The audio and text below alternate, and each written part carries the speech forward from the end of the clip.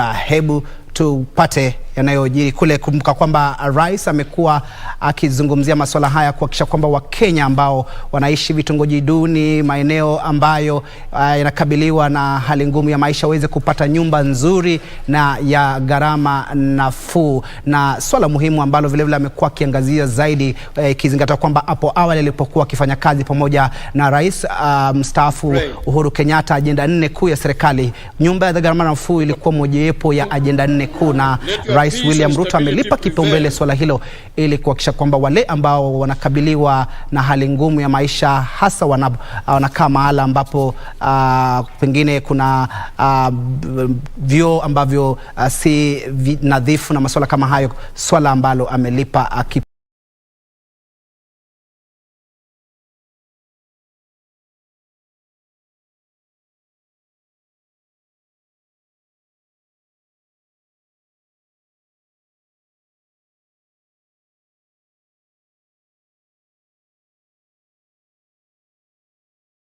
project.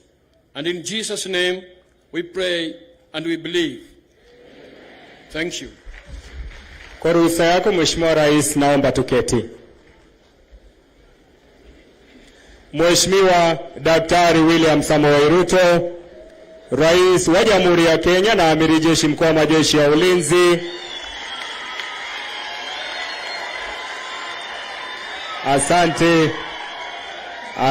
Asante sana wananchi kwa kumkaribisha rais wetu, waziri katika wizara tekelezi katika majukumu haya, na waziri ambao wamo nasi, makatibu, gavana na viongozi wote wa jimbo la Nairobi, washikadau wote, mabibi na mabwana, nikisha zingatia itifaki zote. Mheshimiwa Rais, nikubalie sasa nimwalike mjumbe wa eneo wakilishi bunge la Lang'ata, Mheshimiwa Felix Oduol, ili aweze kutukaribisha kwa kifupi. Karibu sana.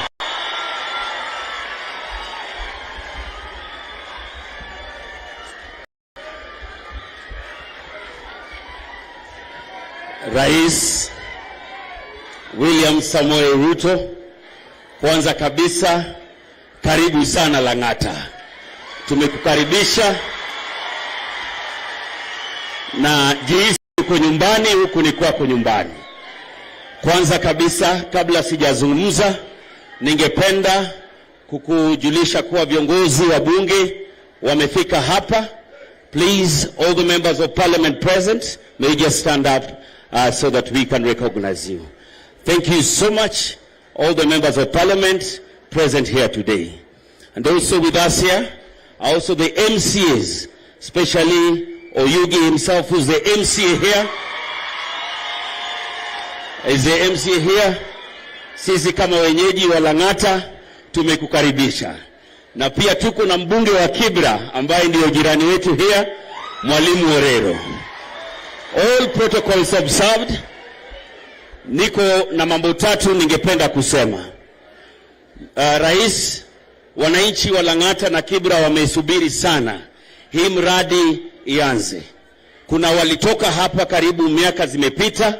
Kuna wenye tayari walikuwa wamelipwa, wamemaliza pesa, na sasa ndio hii kazi inataka kuanza, na tunakushukuru sana kwa wakati wako wa kufika hapa na kuhakikisha kuwa kazi inaanza hapa High-Rise Ward. Jambo la pili ningependa kusema, na hii ni kwa contractor wetu ambaye amepewa kazi hapa. Hawa watu wetu ndio wafanye kazi katika hii mradi. Watu wetu, tungependa kuona vijana wetu wakiwa ndani ya mjengo, wamama wetu wakiwa wanasomba maji hapa kwa hii mjengo na wakifanya kazi ya. Unless ni kazi ambayo sisi hatuna namna ya kuifanya hapa Lang'ata, tusione lori kiingia hapa ati inaleta watu kufanya kazi hapa, kwa sababu wao wenyewe wanaweza. Ya pili, tuko na watu wetu wa jua kali hapa, na tulipokuwa upande wa Mukuru, rais ulizungumza juu ya standardization ya mambo kama ya milango, madirisha. Hizo pia tutatengeneza hapa Lang'ata kwa sababu wajua na jua kali wako. Sisi tunakukaribisha hapa Lang'ata, kazi ianze, na tuko na request moja, na namuona governor yuko hapa, kwa sababu kazi inaendelea. Kitu ya kwanza tungeomba, tunataka hapa kutengenezwe na fire station immediately, kwa sababu hapa tumekuwa na kisa za moto tangu tuingie karibu moto 4. Tungependa, kwa sababu fire station yenye iko karibu hapa ni ile iko Wilson. Sasa hapa kwetu ndugu grounds hapo, governor, tunakuomba fire station iletwe hapo, vijana wetu wafundishwe mambo ya moto. Kama si hivyo, karibu sana ndani ya Lang'ata, na Mungu akubariki, na Mungu abariki Lang'ata mzima. Asanteni sana.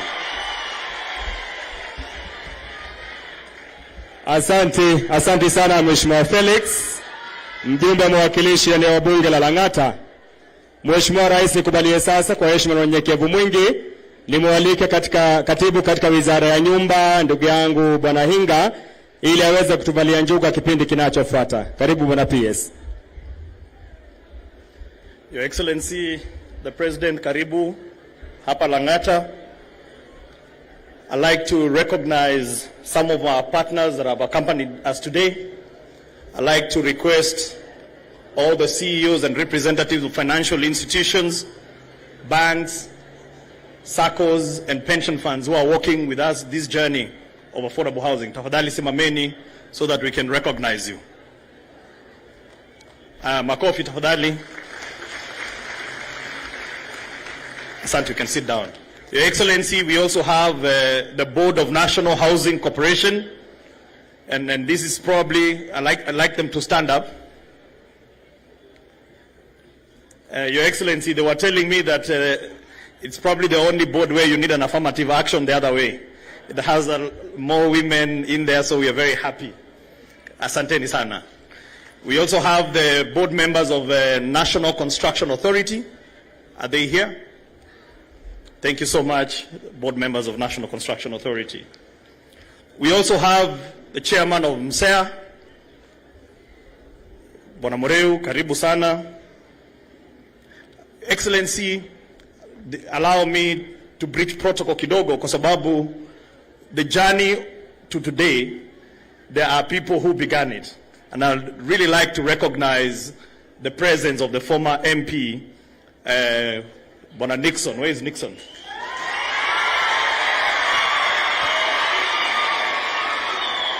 Asante sana. And now, Your Excellency, I'd like to invite the chairman.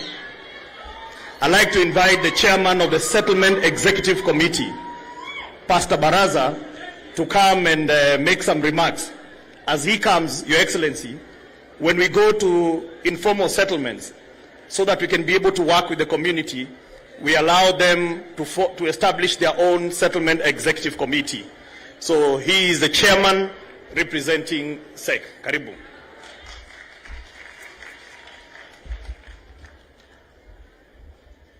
Your Excellency, the President of the Republic of Kenya, Dr. William Samoei Ruto, our 5th President. All protocol observed.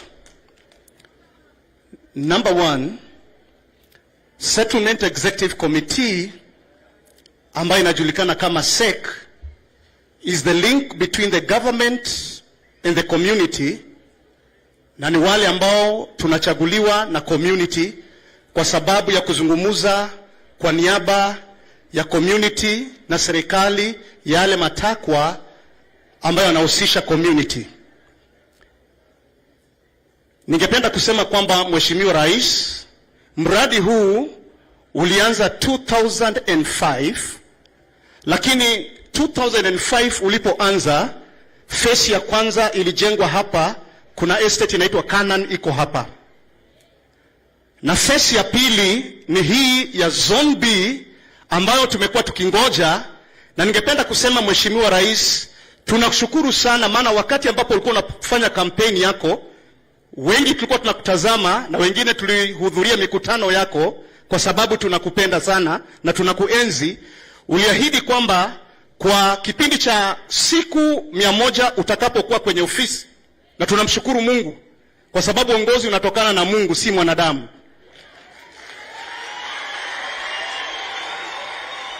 Ulisema utalaunch mradi ya slum upgrading, na tulikuona ulienda kwa mkuru kwa jenga ukalaunch, na kwa mwezi wa pili katika uongozi wako, katika Biblia nambari ya 2 inamaanisha agreement, na kwa mwezi wako wa pili umetufikiria sisi watu wa Soweto B. Tunakushukuru sana, tunakushukuru sana. Tulipoanza mradi huu, Mheshimiwa Rais, kama Settlement Executive Committee tulihusishwa kabisa. Tulinegotiate terms and conditions za watu wetu kutoka kwa ground. Ukitazama uwanja huu ambao tumekaa, kuna uwanja mwingine uko pande huu ambao pia ni wa mradi huu. Wale waliokuwa naishi mahala hapa, hakukuwa na tingatinga, Mheshimiwa Rais, ambaye ilikuja kubomolea watu manyumba. La, hii ni community based program. Tulinegotiate, serikali ilitaka kutupatia 19,200, tukawaambia hiyo watu wetu wawezi, ikawasaidia kuhama. Tukanegotiate, wale ambao ni tenants walipewa 58,000 kuwasaidia kuhama, na wale ambao ni structure owners walipewa 68,000 kufacilitate, sio kucompensate, kwa facilitate kuhama, ili mradi unapoisha wanarudi mahala hapa. Na tunashukuru sana kwa sababu tumeona kama tunaendelea vizuri. Jambo lingine, Mheshimiwa Rais, nitarudia kidogo yale ambayo mbunge wetu kwa sasa amesema. Hawa watu unaoishi hapa, unaoona hapa, Mheshimiwa Rais, these are the real hustlers.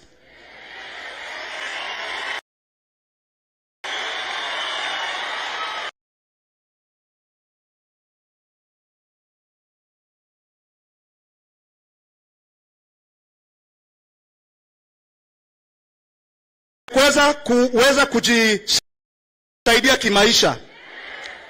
Tumejiorganize, tuko na 4 cooperatives ya Zone A, Zone B, kwa sababu hatuwezi pata 10% ya hizi manyumba mara moja. Kwa hivyo hizi housing cooperatives tuna save kidogo kidogo, 100 kwa siku, 200 kwa siku. Na Mheshimiwa Rais, nimekuona sana ukisisitiza mambo ya saving. Na vile unasemaga, maana mimi nakupenda na tunakupenda, huwa unasema a wise man leaves an inheritance to his children's children. Hizi nyumba ni kwa sababu ya hawa watu na watoto wetu. Kwa hivyo tumeanza kusave wakati nyumba zinajengwa. Na Mheshimiwa Rais, umekuja kwa mwezi wako wa pili wa uongozi. Ninaamini kwa sababu hii ni prophetic, within 2 years hizi manyumba zitakuwa zimeisha, na wakati ambapo utakuwa na celebrate your 2 years katika kiti ya uongozi, utarudi tena kutupatia hizi manyumba. Kwa hivyo ninakushukuru, tunamshukuru sana rais wetu kwa kukuja, na hebu tumpigie makofi. Asanteni sana rais.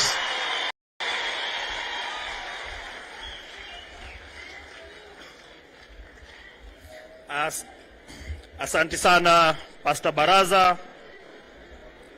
Excellency, naona ameongea kutoka, amefungua roho. Your Excellency, a lot of people have a misconception about social housing, and they have termed it as unbankable. Today, we want to demonstrate there is nothing like unbankability. These people from this area, they don't live on trees, Excellency. Wanaishi kwenye nyumba, but those houses do not qualify as dignity. So what we are doing here is we are not only fulfilling the Constitution requirements of Article 43, but we have found an elegant way of doing it with the private sector. So allow me then, Excellency, to invite the chairman of Intex Construction, Mr. Kishan Galot, to come and address us. He is also the chairman of the Roads and Civil Engineering Contractor Associations of Kenya. Karibu, Chairman.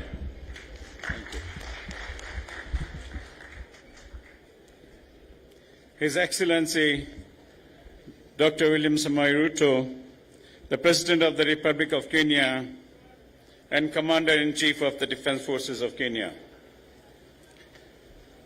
Honorable James Macharia, Cabinet Secretary of Transport and Infrastructure, Mr. Charles Hinga, the Principal Secretary, State Department of Housing and Urban Development, Mr. Johnson Sakaja, the Governor of Nairobi City County, all Cabinet Secretaries, Senators, Governors, Principal Secretaries, and other dignitaries, and the Kibra community who are amongst us, all protocols observed.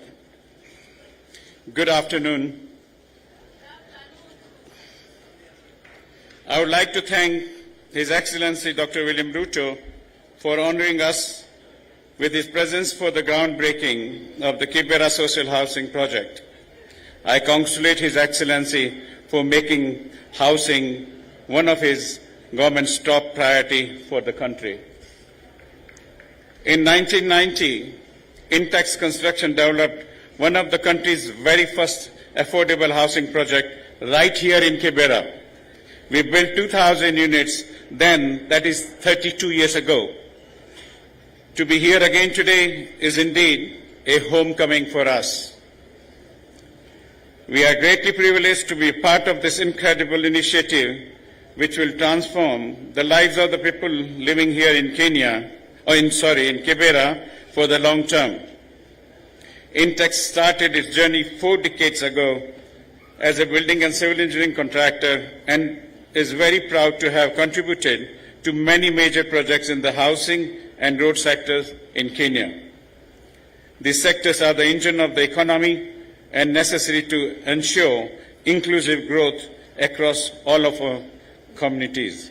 As a local Kenyan company, we strive to engage and work with all stakeholders in our projects.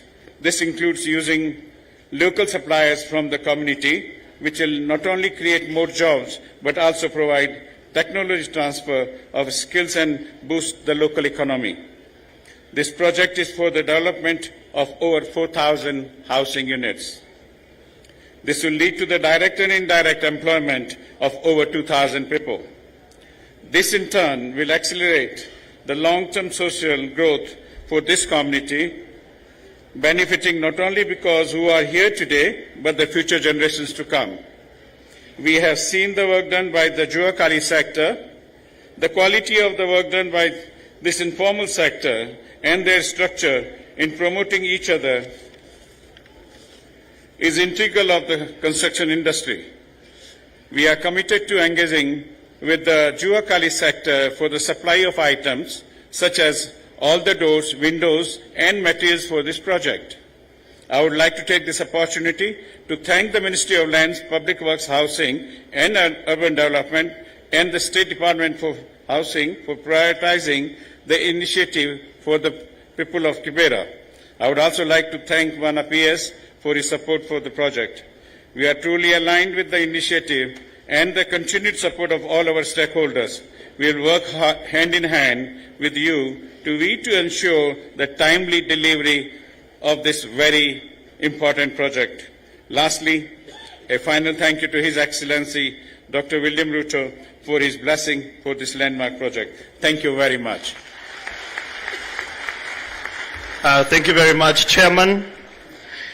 The next speaker is a representative from Kenya Commercial Bank, Anastasia Kimtai, who are the local funders for our developers. And as Anastasia comes over, I'd like to recognize the presence of members of the State Department for Housing. You can stand up and we recognize you. Thank you very much. And also there are PSs that have joined us here today. PS Koimet. Where is she? Okay, there's PS Koimet, and I have got my fellow PS Mwakima and PS Muraguri. Thank you very much. Anastasia, karibu. Your Excellency, the President of the Republic of Kenya, Dr. William Samoei Ruto, the Governor of Nairobi County, Sakaja,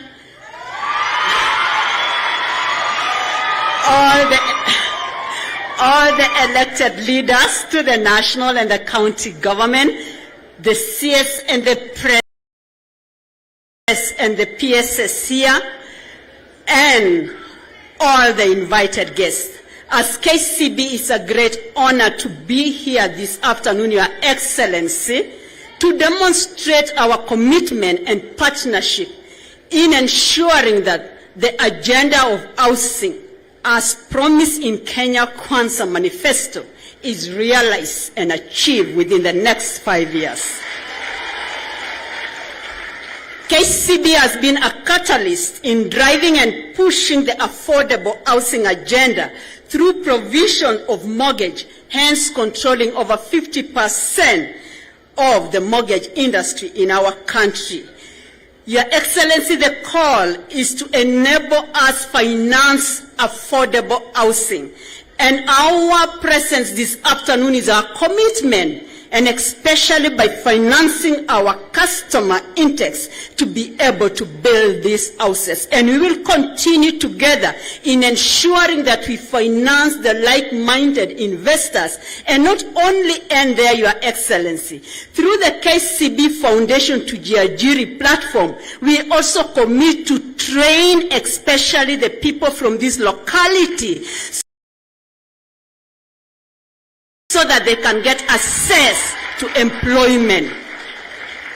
Your Excellency, we have submitted various papers to be able to finance the upcoming housing project, specifically Nakuru Mixed Development, 100 Housing Unit, Meru Housing Phase 1, Kisumu Kanyakwar Phase 3, Changamo Development Phase 1, Kirinyaga County Housing Project, 100 Housing, Murang'a Housing, Kiambu Housing, Laikipia. And Your Excellency will keep on submitting our papers for the financing of the upcoming projects. Finally, Your Excellency, is our commitment that we'll work with the National Treasury to make sure under the financial agenda for this country, especially funding and financing the bottom of the pyramid, is realized and achieved. Thank you so much, and we wish you success.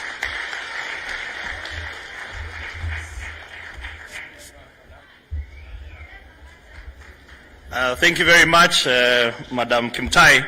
Your Excellency, KCB have in writing said that they have an amount of 100 billion that they are committing towards affordable housing. And I'm sure we are going to realize that amount. Next, Excellency, today's occasion is about now the next phase. The next phase, Excellency, is about how we are going to transform the Juakali artisans and the opportunities that are coming up.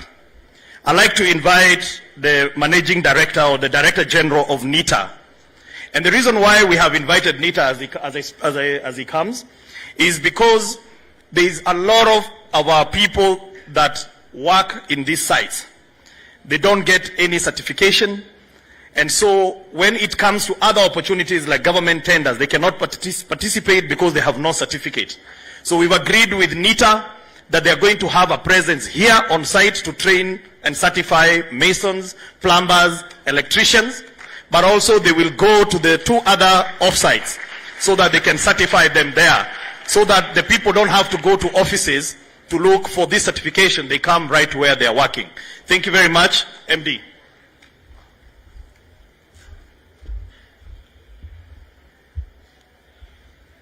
Your Excellency, the President of the Republic of Kenya, Dr. William Samoei Ruto, our Governor Nairobi, Mheshimiwa Sakaja, CS Transport, PS Hinga, all dignitaries present, it is a high privilege this afternoon, Your Excellency, to present our commitment to this special housing project that you are launching today. We want to sincerely thank you, Your Excellency, for specifically creating the State Department for Labor and Skills Development under the Ministry of Labor and Social Protection. The National Industrial Training Authority, Your Excellency, is under this ministry, and it has the mandate, Your Excellency, to upscale and reskill formal and Juakali sector beneficiaries to be more competitive and productive for this economy. The Industrial Skills Development Function, Your Excellency, working together with TVETs, target the following. We train, we assess, and we certify low-level workers in the following sectors: housing, MSMEs as you've created the ministry, and the diaspora affairs as you've outlined in your Executive Order number 1 of 2022. Your Excellency, today we want to commit that we'll support all the artisans and the hustlers who are seated here today in this social housing project, while noting the following, Your Excellency, that when you look at the skills pyramid, normally we configure it in the following ratios, that for every 1 engineer or manager, we have 2 technologists, and to support those 2 technologists, we have 4 technicians, and at the bottom, supporting the technicians are craftsmen or artisans who form the majority at the ratio of 8. So, Your Excellency, this afternoon, we want to say that NITA serves the bottom level of hustlers who form the greatest ratio of workers in a construction site. And for this, Your Excellency, we want to commit to the following 6 areas. 1, that we will ensure that the construction sites are compliant with baseline requirements, including occupational safety and health requirements, and for industrial training and assessment processes.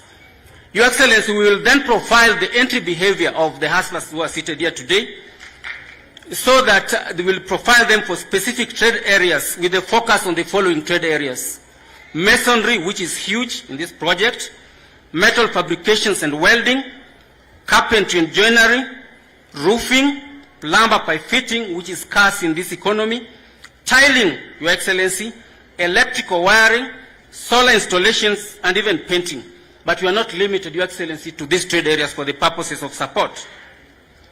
We will then, Your Excellency, apply the recognition of prior learning model, which includes customized on-site assessment to evaluate the capabilities of the hustlers, while on-site that will lead to certifications. Your Excellency then will issue them with NITA certificates for the successful beneficiaries, commencing at level 2 of the qualifications framework, which is basically grade 3, grade 2, and grade 1. Your Excellency, you are aware that the certifications can be vertically enhanced to what we call master craftspersons at level 3, progressing to level 8 at professional master craftspersons. Your Excellency, we want to request that you will approve for us the recognition of prior learning policy framework, so that this can be able to enhance the training of over 500 beneficiaries, Your Excellency. We'll carry out a skills gap analysis and customize reskilling programs in partnership with industry partners, so that appropriate technology transfers are achieved in specific demand areas. We will work very closely, Your Excellency, with NCA, KCB, MSEA, Juakali, and the private sector to scale up technology transfers and to accrue sustainability of these projects. We want to assure you, Your Excellency, that the stated deliveries above is scalable to other similar projects. And with your support, we will ensure that the artisans and the hustlers in these projects are excellently processed. Thank you, and God bless you. Thank you very much. Next to come, Your Excellency, is the Executive Director of National Construction Authority, my good friend, Engineer Kech. Karibu.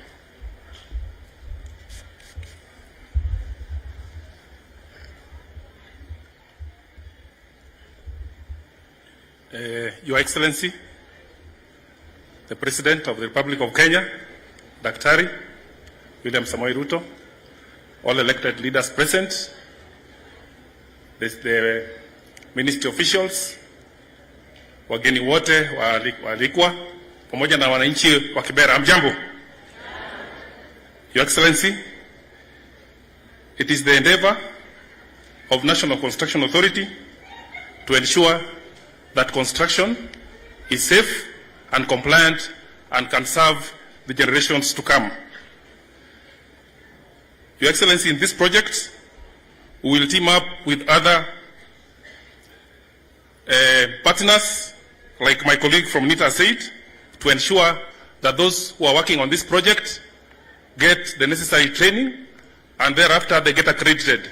Your Excellency, this is a recognition that somebody qualifies for whatever work they are supposed to do. Your Excellency, I'm particularly happy to note that previously we have onboarded the construction workers and integrated in projects like the one that happened in Ngara, where a number of components, housing products, were ring-fenced and given to them.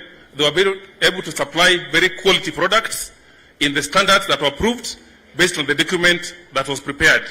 This has really enhanced their business activities and has also professionalized them.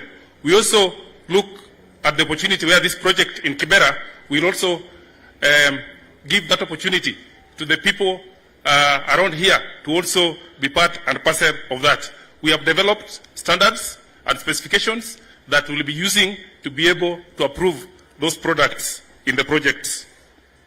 Your Excellencies, before I leave the podium, it is good to note that 82% of construction workers we have in the field across the country have no formal training, and they have acquired the skills they have through the job.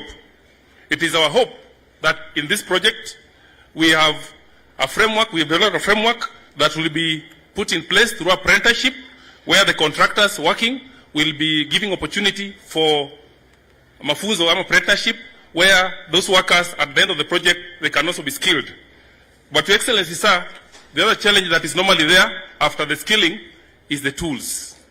A fundi without a tool is like a soldier without a gun, if I may say so. So what we are looking at, and this is working in partnership with one of the pillars that you've created, Your Excellency, which is the SME, to ensure that we have a way in which through the Hustler Fund to be launched, to have a space where there could be some fund to provide for tooling for the construction workers once they acquire the skills.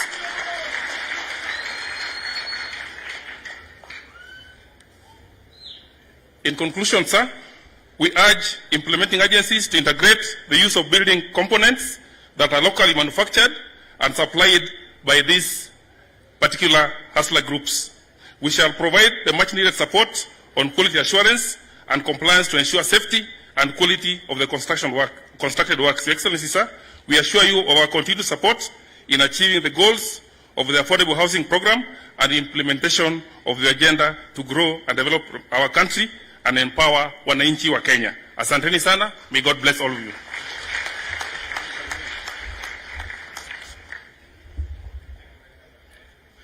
Thank you very much, Executive Director for National Construction Authority. To bring to an end this session, Your Excellency, you've told us to move out of boardrooms, PowerPoint presentations, and to the ground. And in the plan itself, it talks about linkages of Juakali with the TVET colleges. This is the first project where we are going to demonstrate how. We are going to turn the TVET colleges into incubation hubs for our people so that when we give them opportunity, they don't get stuck. And so therefore, allow me to invite the Principal Secretary for the State Department of Vocational and Technical Training, Dr. Mwakima, to come and tell us how we shall get that done. Thank you. Your Excellency, Honorable Dr. William Samoei Arap Ruto, the President of the Republic of Kenya and the Commander-in-Chief of the Kenya Defense Forces, the Governor of Nairobi, the elected leaders, Cabinet Secretaries present, my colleagues, Principal Secretaries, distinguished guests, ladies and gentlemen, good afternoon. I am delighted to join you on this auspicious occasion of official groundbreaking ceremony of Kibra East Zone B Social Housing Project. Your Excellency, allow me to thank you for your visionary interventions in the TVET subsector that have placed us on a leading platform globally. Indeed, our institutions have become competitive with the best TVET systems in the world.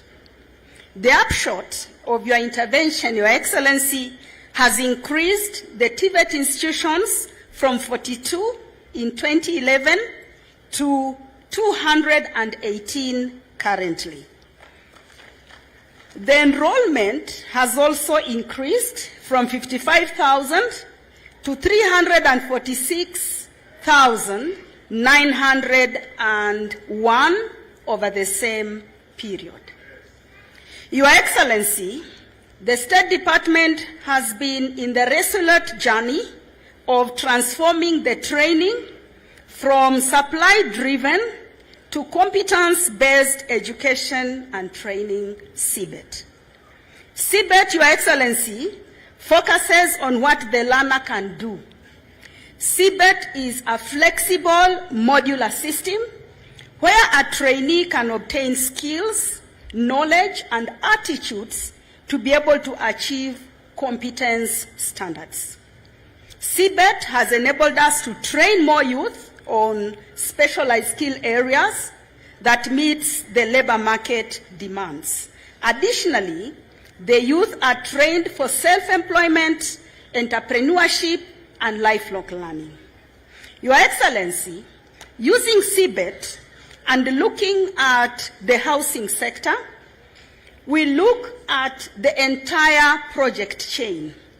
With CBET, a diploma course, for example, in building construction, has now been broken into various modules, such as flooring, which leads into specialization and mastery of units of competence in all types of floors, such as the concrete floors, the vinyl floors, the terrazzo floors, the ceramic tile floors, marble floors, and wood parquet floors. Again, under CBET, we also now have broken down this diploma, which takes 3 years, and now we have competencies in walling, which will lead into specialization and mastery of units of competence within the walling, such as load-bearing wall, non-load-bearing wall, or drop wall, shear wall, retaining wall, among others. And we have also broken down the masonry and bricklaying, which will also need to specialization in competencies along masonry and brick laying, such as brick masonry, stone masonry, and concrete blocks. Again, under this CBET, and giving examples within the housing sector, because this is now in almost all sectors. We also have others on carpentry and joinery, cabinet making, electric fittings, plumbing and piping fitting, painter and decorator, and among others. In addition, Your Excellency, we are training experts in fabrication of building materials such as doors, windows, and cabros. And Your Excellency, the good news about this CBET and getting into modular with various competencies, we are now able to train a unit with specialization, which takes about 120 hours. And when we convert it into a 40-hour training week, it actually translates to 3 weeks. So within 3 weeks, Your Excellency, we are able to train youth of Kenya and other formal interests to now get into the market and acquire competences that will allow them to employ themselves or be employed and earn as they progress with other competencies. Your Excellency, this is not only cheaper for parents, but is also able to release skills to the labor market within a very short time. In reference to this project, Your Excellency, I am pleased to inform you that for Kibra East Zone B social project, we have partnered with the State Department for Housing and Urban Development and will collaborate, working together with the Juakali sector to provide enabling environment and incubation centers to be able to produce 8,398 standard steel doors at Kabete National Polytechnic, and the principal of Kabete National Polytechnic, together with the trainers and the trainees, are here. We will also partner to produce 11,243 wooden doors and 62,675 quadrant externally, and the same number internally. And this will be done by PC Kinyanjui, the principal of PC Kinyanjui. The trainers and the trainees are here. Your Excellency, I'm also happy to inform you that we have signed an MOU with the State Department for Housing and Urban Development with an overall objective for collaboration in the provision of affordable, social, and decent housing. We have agreed to partner to achieve, among others, skilled labor under the CBET. We will optimize the utilization of the 92 appropriate building materials and technology centers that are located across the country. And in addition, we shall fabricate relevant housing parts such as doors, welded windows, and other fittings. Your Excellency, as I conclude, I also want to inform you that we are developing entrepreneurship skills among youth, and we have an industrial TVET linkage component where we have linked Juakali wood clusters along Gong Road to PC Kinyanjui Technical Training Institute, and the Juakali metal cluster along Jogoo Road and Kariobangi to Kamkunji Technical College, and Kabete National Polytechnic has also been brought in because of their expertise in metalwork. In addition, Your Excellency, we have finalized the recognition of prior learning policy, complete with the instruments, and we look forward to now get into accreditation because you have successfully piloted it. We have built the capacity, and the TVETs, which are distributed all over the world, all over Africa, all over Kenya, working together with NITA, we should be able to satisfy. As I conclude, finally, Your Excellency, because of time, within the Kenya Kwanza Manifesto, we have produced the TVET National Blueprint, together with the implementation plan. We also have come up with the National TVET Blueprint, and we wish to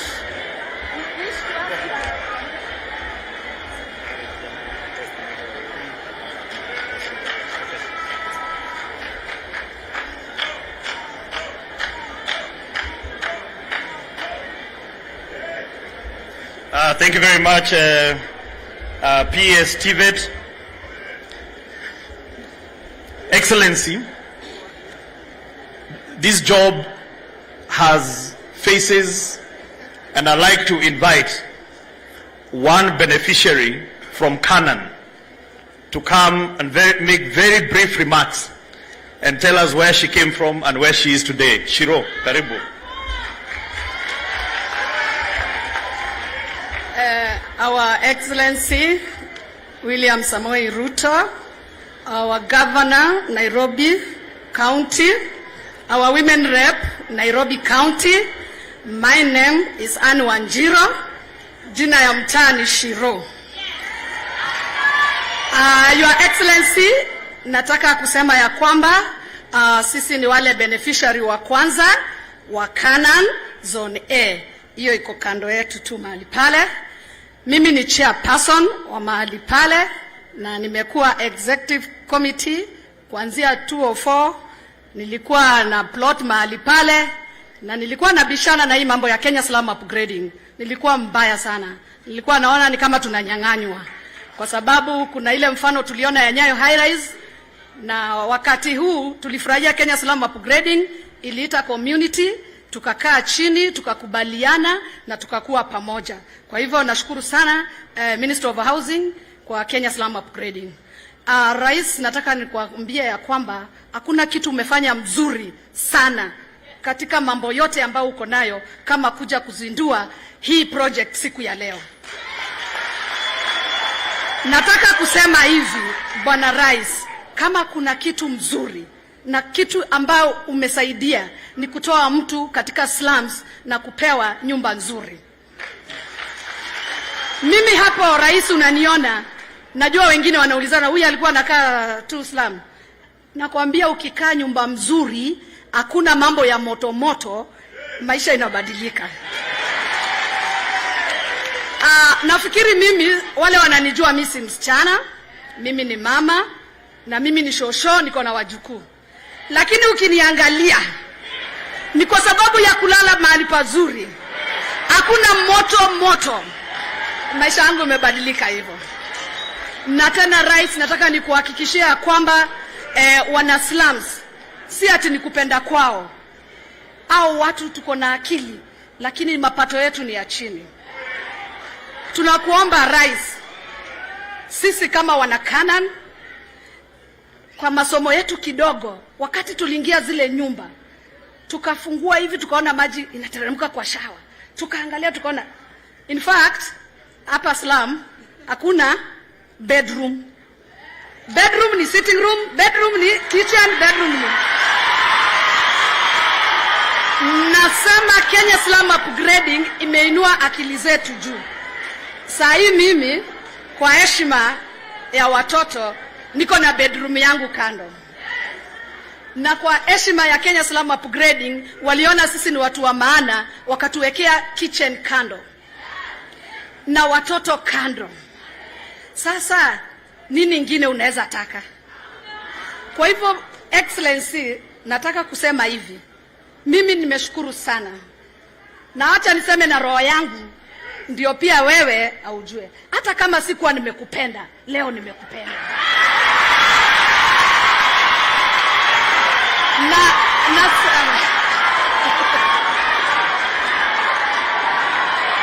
Nataka kushukuru sana rais.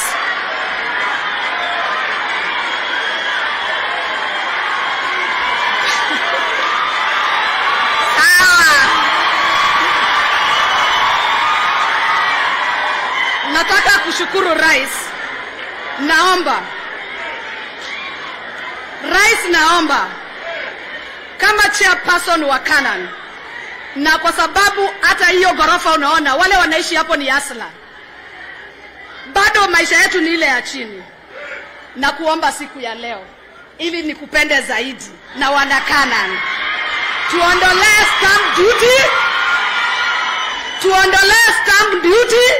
tuondolee rand rate, kwa sababu wakati tulipewa tulifikiri stamp duty na rand rate ati ni kupunguziwa pesa. Ni kwa sababu ile pressure tulikuwa tunataka tuingie kwa nyumba mpya.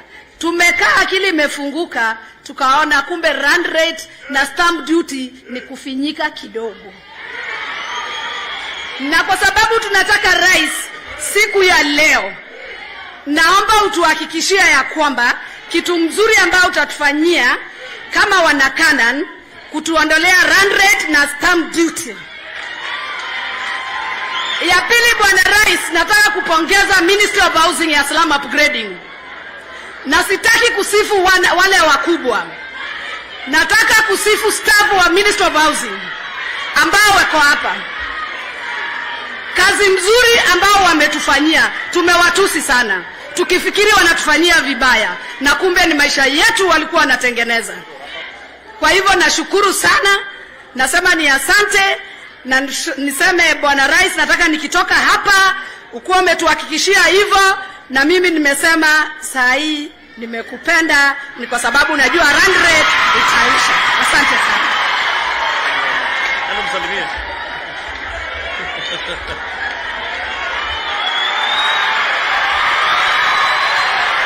Asante sana.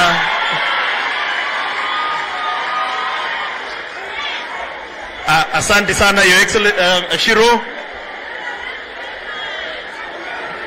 Your Excellency, wacha nikuondolee shida moja ya stamp duty.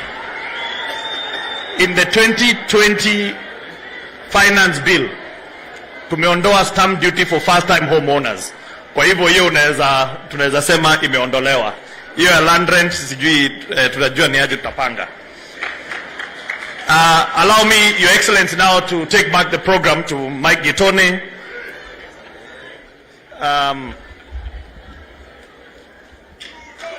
Asante sana katibu wetu. Mheshimiwa Rais, kwa ruhusa yako sasa nikubalie ni mwalike gavana wa eneo gatuzi la Nairobi, Mheshimiwa Johnson Sakaja. Karibu sana.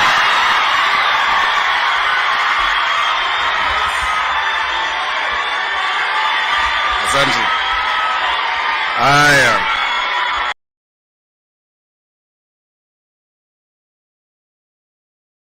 Rais Lang'ata, amjambo. Bwana asifiwe. Mheshimiwa Rais, karibu sana hapa Lang'ata constituency, Kibra, Soweto B. Watu wanakupenda. Si mnampenda rais? Na tunachukua kama jambo la heshima sana ya kwamba umeona uwe na sisi tena hapa Nairobi. Tumekuwa na wewe kule meteorological tukiangalia mambo ya housing. Umetusaidia kama serikali ya county. Asante sana leo hii kuwa hapa na sisi. Mheshimiwa Rais, kabla ya kuzungumza, najua wale viongozi ambao walitajwa labda majina hayakutajwa. Wacha tumseme kwa majina sana sana wale wa Nairobi, kuanzia na Oyugi, MCA wa hapa. Huyo Oyugi ni kiongozi mzuri. Kila wakati hata nikiwa senator alikuwa ananipigia simu kwa sababu mambo ya watu wa hapa.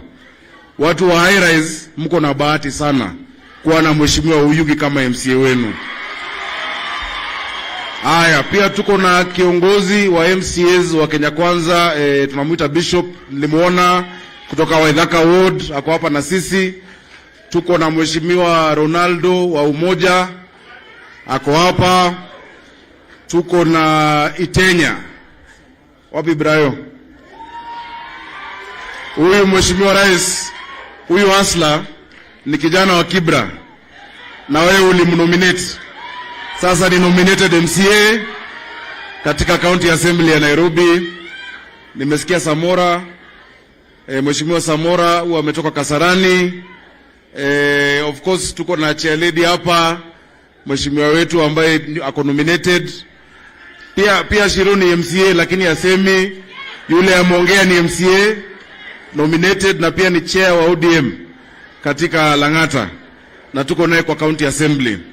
Tuko na Cecilia pia, nafikiri ndio yule Cecilia. Of course unamjua coordinator wako wetu wa chama. I can't see very well. Virginia alikuwa agent wangu wa Lang'ata, na yeye ni MCA pia wa hapa. Your Excellency, niko na dada yangu mama wa county anaitwa Esther Pasaris. Wacha aje azungumze pia yasalimiani. Karibu Mheshimiwa Pasaris.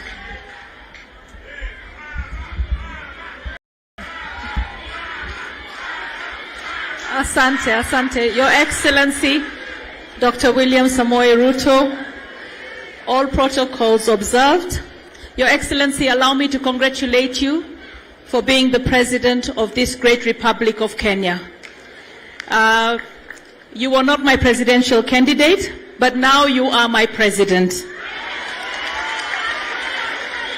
When we met in Mukuru, you asked us as members of Parliament to be wary of what you want to do for the people of this great country of Kenya in terms of housing, to put dignity back into their lives. And you said you would be bringing a bill for the housing fund. We are waiting anxiously for it because we want our citizens to live with dignity. We want to eliminate slums in this great country of Kenya. Your Excellency, I recently read in the paper that Nairobi is going to have a population of 10 million by 2050. 10 million by 2050.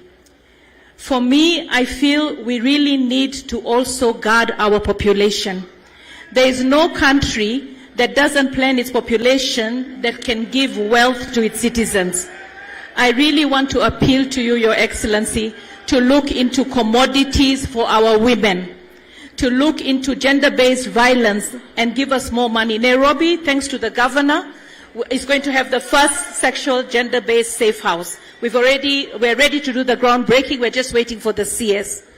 But having said all this, Your Excellency, I want to also recognize that the father of slum upgrading is none other than Raila Amolo Odinga.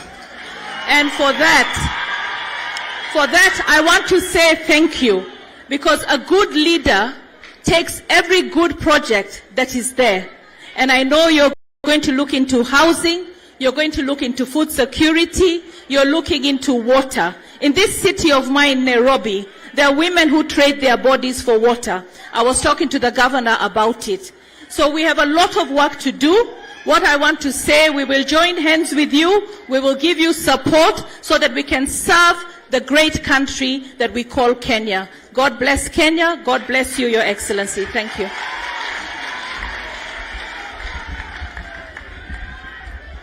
Asante sana, Mheshimiwa Pasaris.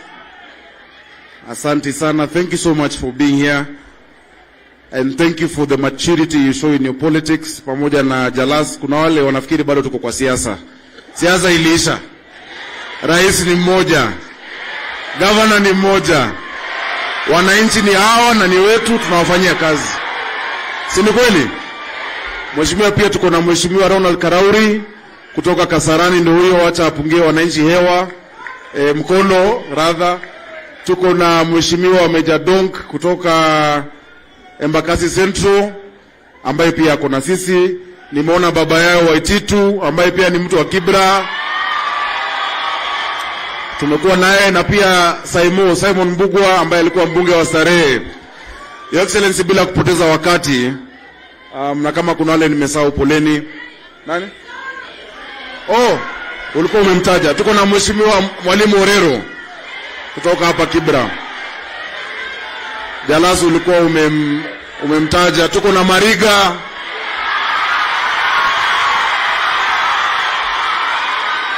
ambaye ako hapa. Asante sana. Mheshimiwa Rais, wananchi, sote tuko hapa na tuko pamoja. Allow me to mention just 2-3 things that are very important to these people. Your Excellency, jambo la kwanza, asante kwa kufikiria mambo ya hadhi, dignity ya mwananchi wa kawaida. Na Your Excellency, umetuonesha njia. Hawa wananchi ndo walitunusuru. Hawa ndo walibaki na sisi.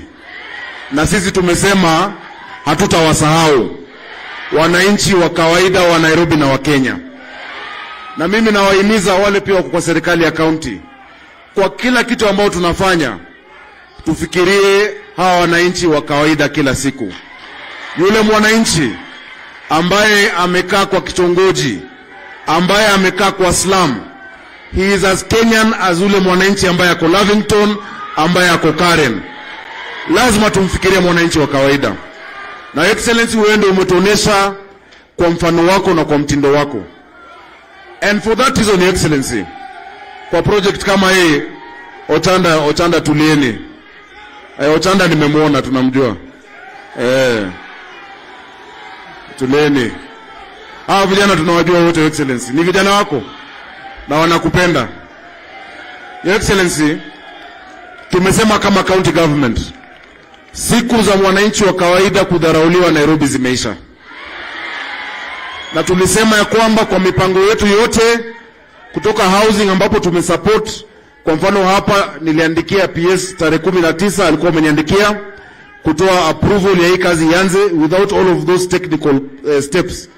Pia ile restriction ya kwenda juu, wanasema usipite a certain height, tumetoa hiyo approval. Na pia waweze kuanza kazi kabla ya kuupload title deed ambayo tunatafuta, tumetoa hizo approval.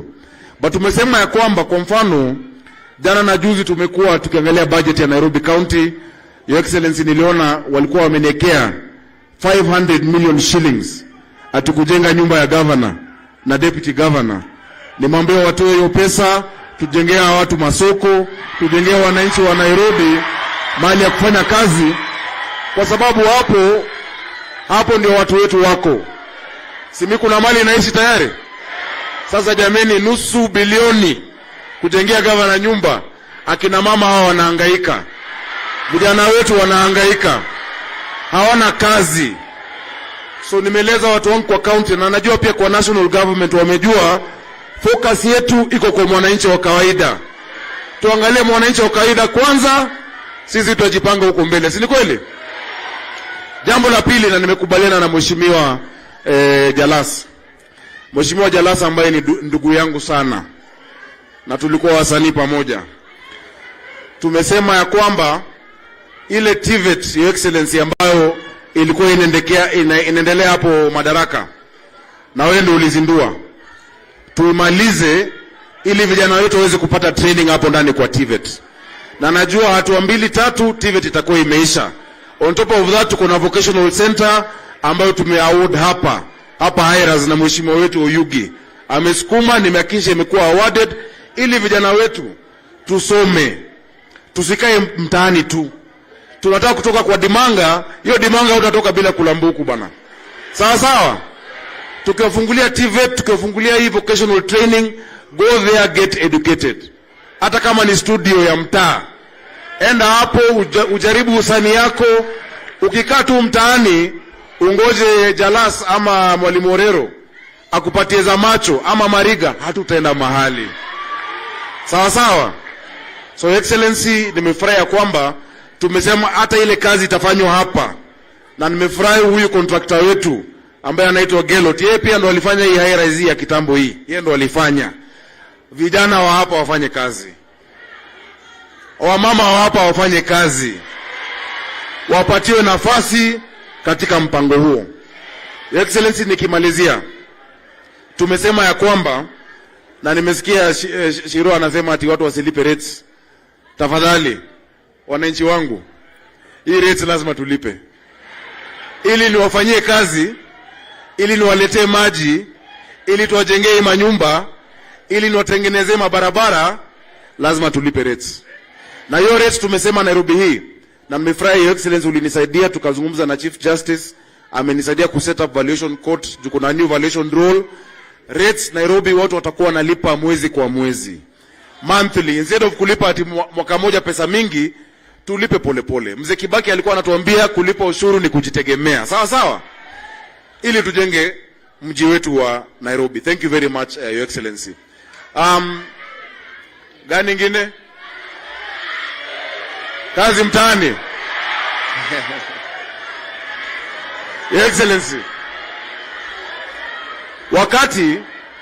wakati ambapo tulikuwa na kazi mtaani, I can tell you for sure, Your Excellency, the crime rate in Lang'ata and Kibra went down by 47%. Ilishuka na 47%. Na kuomba, na nimeona Mheshimiwa Hinga, PS Hinga ndo alikuwa brainchild na alifanya na wewe hii kazi mtaani, tukishirikiana county government na serikali yako. Let us give our people hope. Tuwapatie nafasi vijana wetu wafanye hiyo kazi, na kina mama walikuwa wanapika. Hiyo kazi ilikuwa inaendelea mzuri. Mimi kama governor nimesema tutaandika vijana wetu waingie kanjo ili kusaidia na mambo ya usafi. So tumtulie hao MCAs wako hapa waripitishie budget. Ninaandika kila ward vijana ambao watafanya kazi, na pia tutapatana na hiyo mambo ya kazi mtaani. Your Excellency, thank you so much for the support that you have given us. Finally,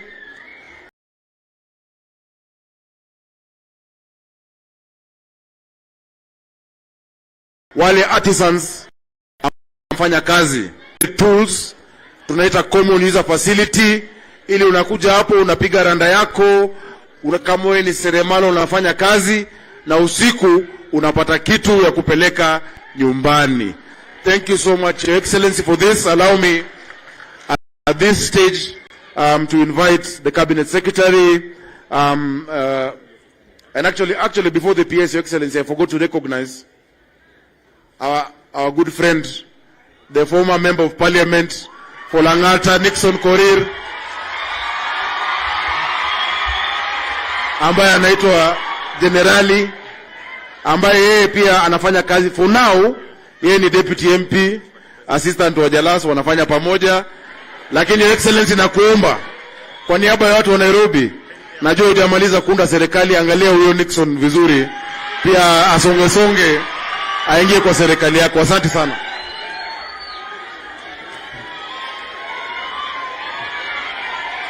Asante sana Mheshimiwa Rais. Before I speak, let me invite Tom Molwa, who was the chairman, or who is the chairman of the task force which was looking at affordable housing. He is actually one of the key people in the pension space. Tom Molwa, please, karibu.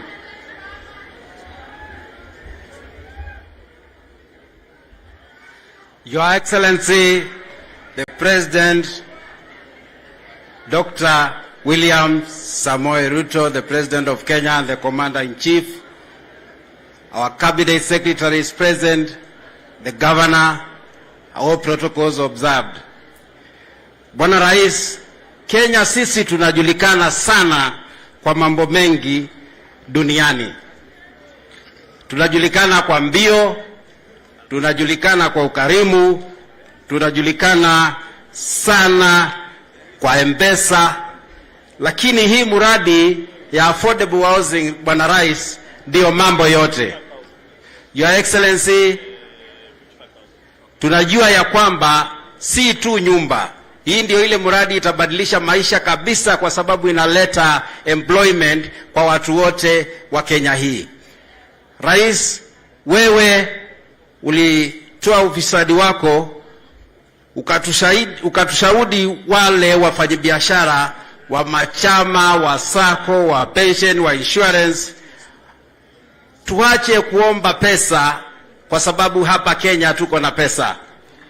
Sisi wenyewe mama mboga na maasla wote tuko na pesa kwa chama zetu, tumeweka pesa kwa pension yetu, tutaweka pesa kwa asla fund, na sisi wafanyabiashara tukasema tutamsupport rais, kwa sababu serikali imesema itatupatia hadhi, alafu wale wawekeshaji pension, insurance, sisi tutaleta pesa kusaidia serikali kujenga hizi nyumba.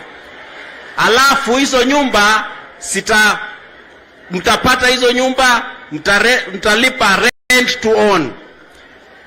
Baada ya miaka kidogo nyumba inakuwa yako. Hiyo pesa yote tunasanya wenyewe kama wa Kenya kwa ile spirit ya Rambi na pension scheme, na chama tumeamua ya kwamba kuanzia mwaka hii, Bwana Rais, tunaanza na bilioni 500 kuanza kujenga nyumba, ndio Wakenya wetu wapate nyumba ya kufaa kabisa. Bwana Rais, tunajua ya kwamba Bwana Rais, tukiendelea na hiyo mwito, Kenya itabadilika kabisa na tutakuwa tumetoa shining star ulimwengu mzima. Thank you very much, Your Excellency. I only have that to say, we commit to support your government from the insurance sector, from the pension sector, to make sure that we get housing and we live in dignity. Asante sana, Bwana Rais.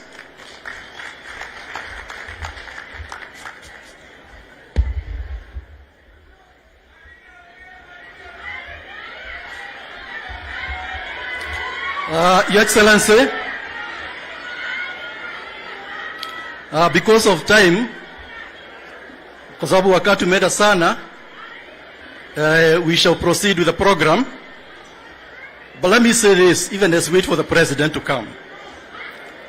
One of the key advantages we have in this country is that now we have political will at highest level in terms of the President leading the way.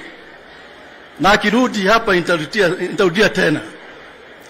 Niseme hivi, in the last 1 month, ndugu zetu, the President has been to 3 different projects for housing.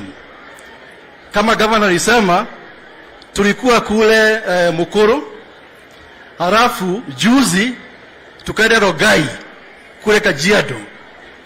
And what is important, ndugu zetu na dada zetu, ni kwamba mahali rais anaenda, he carries the entire leadership with him.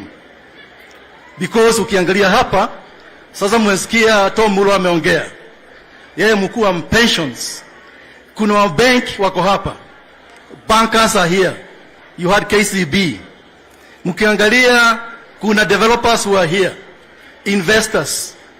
So what is important is to know, tukienda mbele hakuna mahali itaachwa nyuma.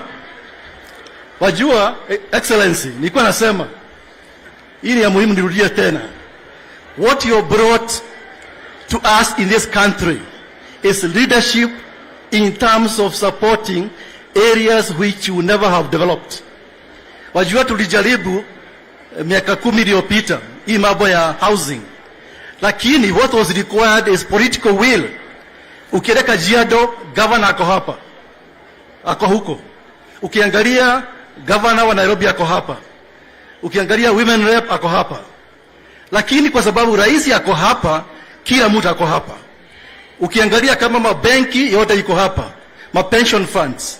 So nafikiri Excellency, tukiendelea namna hii, sasa naambiwa kutoka hapa utaenda Nakuru, halafu uende mahali pengine. I think within a short time this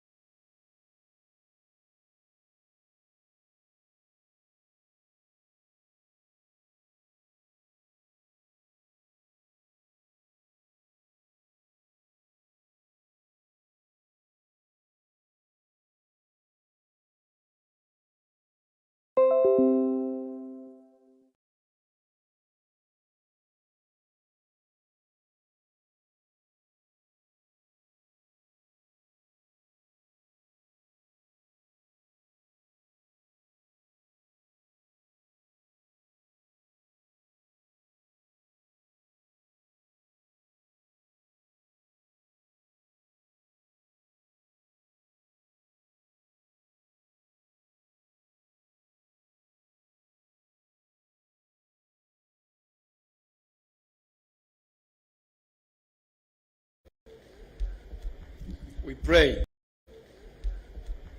We pray. Lang'ata, katika uwanja huu niliwaambia ya kwamba nitarudi hapa kwa mapenzi ya Mungu chini ya siku 100 kuanzisha hii mradi ya ujenzi wa manyumba katika hii Kibera Soweto B.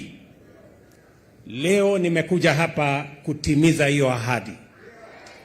Na mimi nataka niwahakikishie ndani ya miaka 2.5 nitarudi hapa tena ili niwakabidhi manyumba zenu wale watu mnaishi hapa.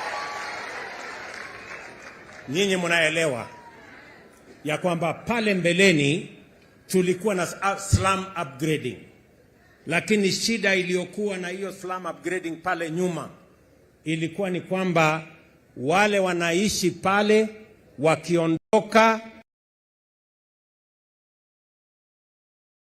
wanaenda wakiendanga, hawarudi tena, kwa sababu watu wengine walikuwa wanatafutwa waje waishi kwa manyumba ile imejengwa, na wale ambao walikuwa wanaishi hapo wanapotea.